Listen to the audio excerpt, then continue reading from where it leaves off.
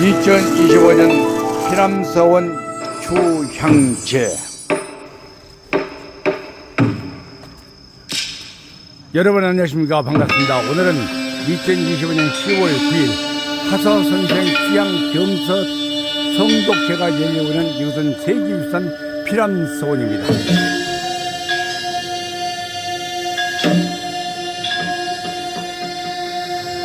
사월이니 우리는 요래하며 이니 등기기면 저 악하리요. 정자왈 인자는 천하지정이 질정이면 즉 무서 이불하니라. 왈연지고 기운자는 비밀 천성지가요. 천성지국시 기운자는 필백성지가니라.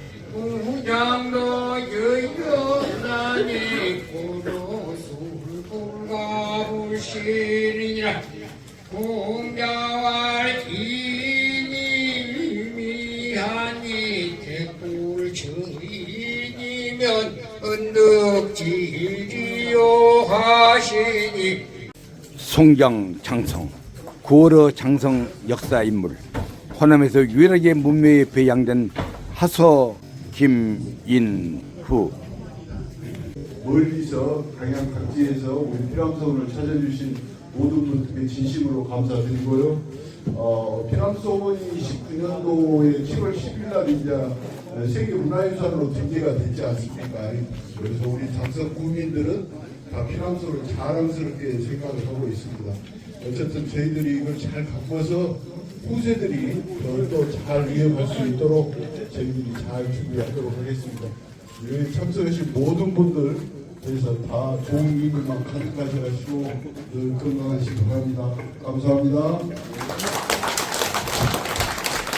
존경하는 참석자 여러분, 저는 피람서원 도의사 김상백입니다. 인사 올립니다.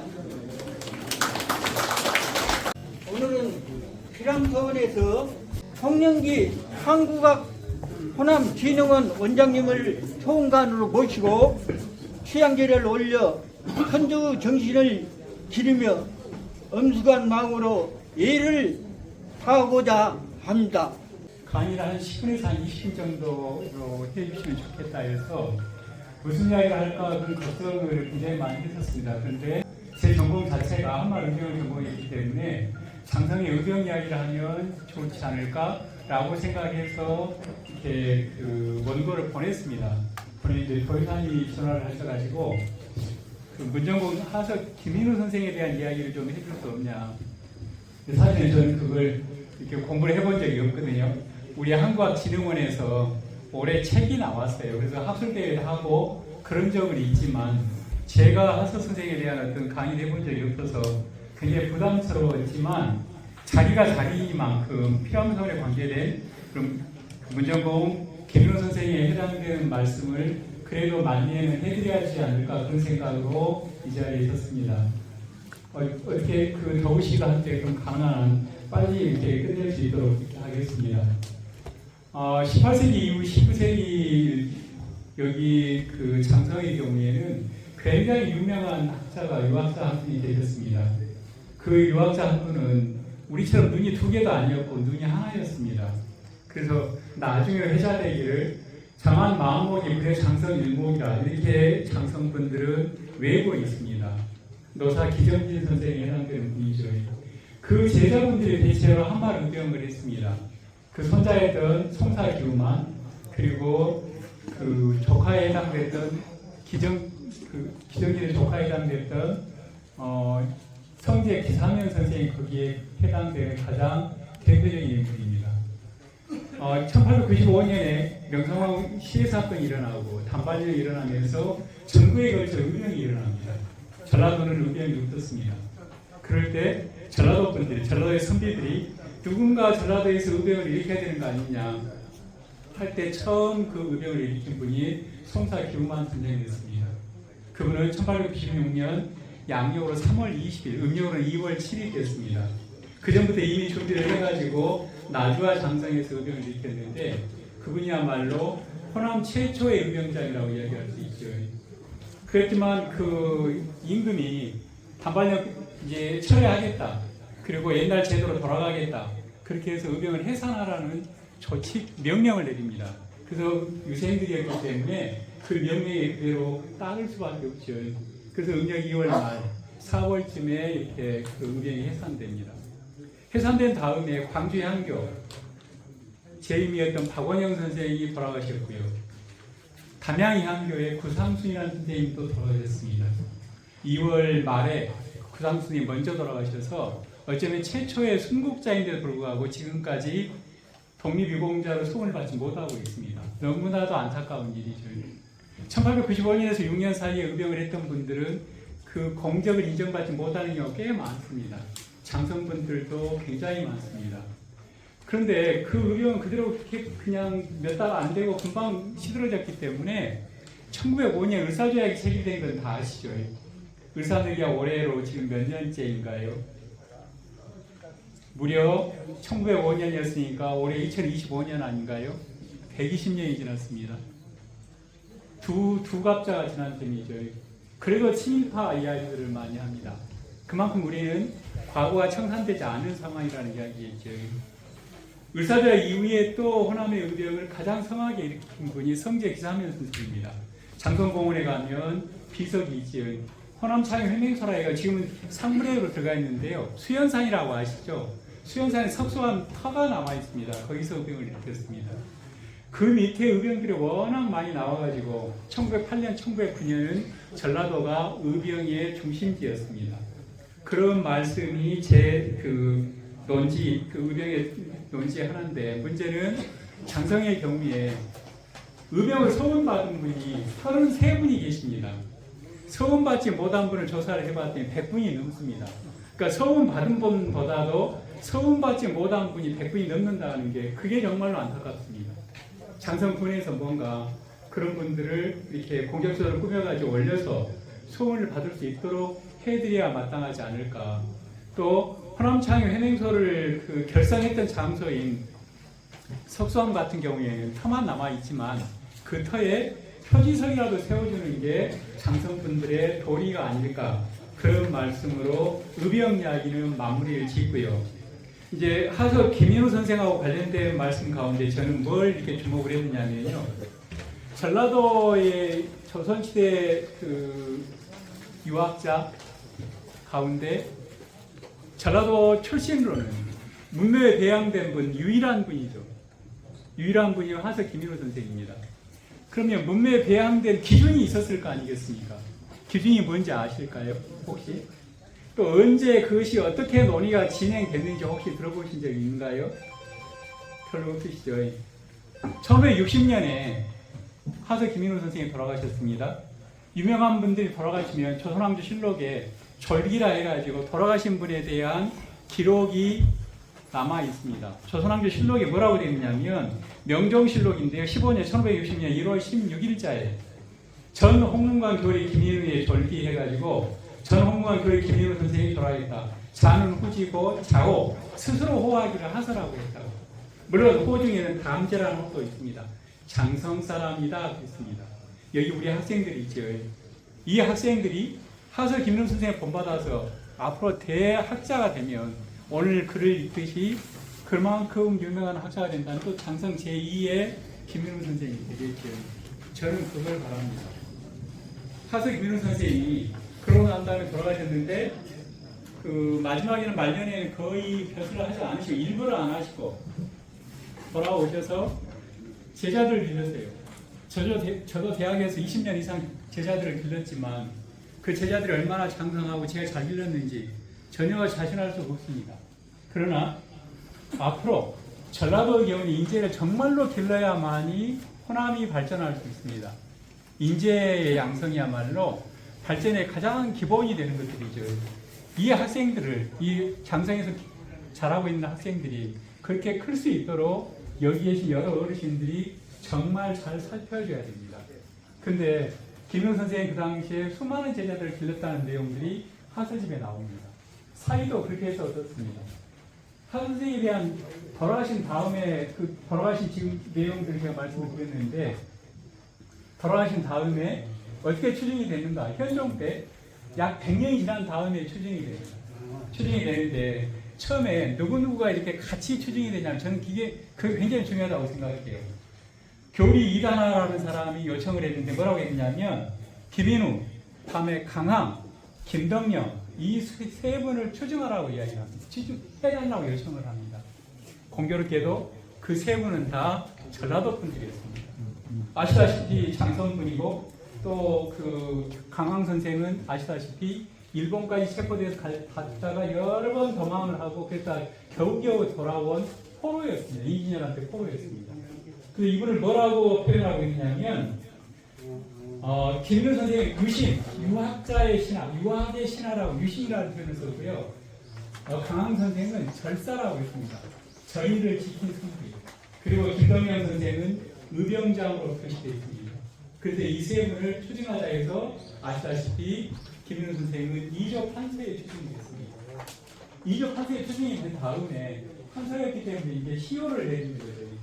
시효를 문정보험이라는 시효를 내렸는데 지금 현재 우리가 아는 문정보험의 시효하고 다릅니다. 정자가 편안할 정자, 앞에 서리자하고 풀청자를 쓰는 문정보험이라는 시효를 내렸습니다. 근데 그것이 나중에 문묘의 배양이 되면서 가ril정자 문정보험으로 바뀝니다. 그래서 왜 그렇게 됐는가 그 부분에 대해서 좀 말씀드리도록 하겠습니다.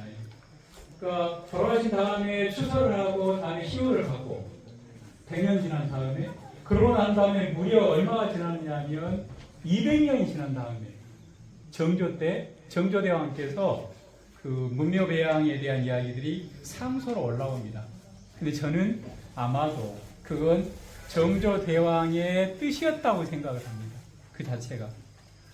여기 실록에 보면 뭐라고 되느냐면요. 문묘배양운동이 약 10년 동안 벌어집니다. 정조 10년부터 시작해 정조 20년에 끝나는데요. 그 내용에 보면 임금님 즉위할 때부터 우리가 이런 걸 했다. 그래서 6번, 7번을 계속 상소를 올린 적이 있다. 제발 좀 문묘배양을 할 수 있도록 해달라. 중간에 어떤 문제가 있었느냐면 이분하고 조원 선생하고 김집 선생하고 세 분을 같이 올리자고 그래요. 문묘에. 그거 아예 대답을 안 합니다. 그렇게 해서는 안 된다고 정조가 말씀을 하십니다. 그 사이에 여러 전국에 있는 유생들이 무려 12차례 이상의 상소가 지금 현재 실록에 기록이 되어 있습니다. 성균관 유생들이 상소 올린 내용들도 기록이 되어 있습니다. 그 사이에 정조 10년, 12년, 13년, 14년 무렵에 몇 번 올렸고요. 20년 됐을 때 다시 이제 상소가 또 올라오기 시작해요. 그러니까 초반에 했을 때는 그러다 말았어요. 정조 20년이 됐을 때는 이제 또 올라오기 시작하는데 그때 요 김인우 선생의 후손이었던 김수조라는 분을 지평에 등용하는 일도 있었고요. 그 전에 그 김직프라는 분을 유배가 있었는데 그 유배간 분을 이렇게 해배를 시키기도 하고요. 그런 일들이 있었거든요. 세 분 이야기를 하니까 그 세 분은 아닌 것 같다. 정조대왕께서 그렇게 말씀하시거든요. 그래서 한 분으로 이렇게 되는데 그때 아까 제가 말씀드릴 때 문묘 배양된 그런 기준이 뭐였을까? 그걸 이야기를 할 때 뭐라고 이야기하느냐면 도학 그리고 두 번째는 문장을 잘 썼다는 것하고 그리고 절이 그리고 이제 마지막에는 출처 또는 기공 또는 뭐 그런 쪽으로 마지막이 이제 공적에 해당되는 내용들로 이렇게 이야기를 합니다. 근데 뭐라고 표현하시냐면 정조대왕께서는 동방의 주자라고 표현하시래요. 아까 제가 의병할 때 기사면 선생이 그 이야기를 빼뜨렸었는데요. 기사면 선생이 의병을 할 때 항상 가슴속에 넉자를 품고 있었대요. 그 넉자가 뭐냐면 인통함원입니다. 여기 계신 분들 다 아실 거예요. 주의가 했던 8자 중에 넉자입니다. 항상 자기 나라 망한 그 원통함을 항상 그 원을 가슴에 품고 있어요. 박부득이라고 되어 있죠. 그 뒤에 4자입니다. 인통함은 박부득이는 주의의 말씀입니다. 동방의 주자라고 제가 말씀드렸죠. 김인우 선생님은. 동방의 주자라는 이야기, 주자의 그 말씀을 이미 김인우 선생님은 알고 있는 거죠. 김인우 선생의 절의가 한마 의병에 그대로 계승됐다. 그렇게도 말씀을 드릴 수 있겠죠. 그래서 실제 그 정조 20년에 문묘 배양될 때 적어도 3가지 내지 4가지 기준에 의해서 2분밖에 없다. 그래서 이제 문묘 배양을 하자 해서 그러게 김인호 선생이 호남 위에 이렇게 문묘의 배양이 됐고, 그럴 때 정교대왕이 뭐라고 말씀하시냐면 동방의 주자라고 말씀했는데 해동의 연계, 주연계라고 이야기해요. 그리고 호남의 공자라고 말씀하십니다. 호남의 공자. 또 하나는 호남의 정학이다. 받을 정자, 벽을 학자. 김인호 선생은 호남의 정학이었다. 그러니까 하서집을 보시고 당신이 하서에 굉장히 감동하신 거예요. 그래서 계속 신하들을 시켜서 상소도 하게 하고 당신의 뜻을 관철시키게 한데 문묘대양하기 워낙에 어려운 일이니까 빨리 끝날 거라고 생각을 하지 않았습니다. 그래서 굉장히 시간을 두고 계속 올리게 해가지고 20년, 10년 동안의 그런 과정을 거쳐가지고 문묘대양이 이루어졌다. 그렇게 말씀을 드릴 수가 있죠. 그래서 실제로 어떻게 보면 아까 정자, 문정할 때 발정자 썼다고 그랬잖아요. 우암 송시열 선생이 문정공 할 때 발정자입니다. 그러니까 어떻게 보면 우암 선생도 김인호 선생에 대한 글을 굉장히 많이 썼는데 거의 동열에 해당된다고 이야기를 할 수가 있겠죠. 그래서 어찌 보면 이런 것들은 정조대왕의 뜻이 적어도 절이도 굉장히 중요하지만 김인호 선생의 학문이라는 게 굉장히 뛰어난 분이다. 그렇게 평가하지 않았을까. 그 학문 가운데 이제 마지막에 시 두 편을 제가 말씀을 읽어드리고 제 강의를 마무리 짓는 걸로 하겠습니다. 하서집에 보면 권칠에 이런 시가 들어있습니다. 장경의 새 인자운으로 시를 짓다 해가지고 선비의 궁통은 하늘에 달렸나 사람에 달렸나 사지 궁통 천야인 이렇게 되어 있거든요. 다만 제 할 일을 다할 뿐 어찌 남을 사다리요. 천장을 닦으면 인작이 따르는 법이다. 의를 따르고 인에 거하는 것. 고인에게 물어보라. 유의 거인이라고 되어 있거든요. 선비들이 가장 중시하는 게 의와 인입니다. 그걸 당신은 따르겠다. 그런 표현을 지금 얘기하고 있고 이어서 그걸 풀이하는 시가 한 편이 더 있습니다. 뭐라고 했냐면 사람이 사람다운 사람이 되는 것을 모르면 인부지인 소이인 사람이 사람 구실을 못한다.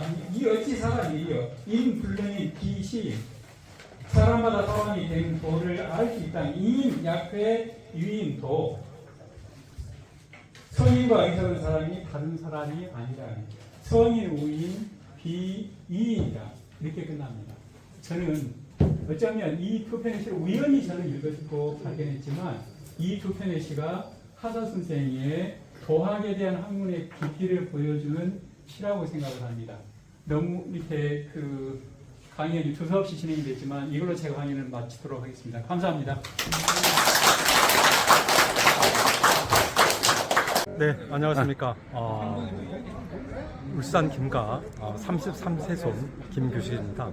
오늘 하서 김인호 선생의 사랑의 추모회로 왔는데 정말 우리 하서 김인호 선생의 높은 도학의 뜻과 여러 가르침을 다시 한번 배울 수 있는 뜻깊은 날이었고요. 저도 그 가르침을 이어받아서 최선을 다하겠다는 말씀을 아울러 드리겠습니다. 감사합니다. 화이팅! 하서 정신을 계승하여 세세년년 영원하라 피남성과 울산 김씨 화이팅!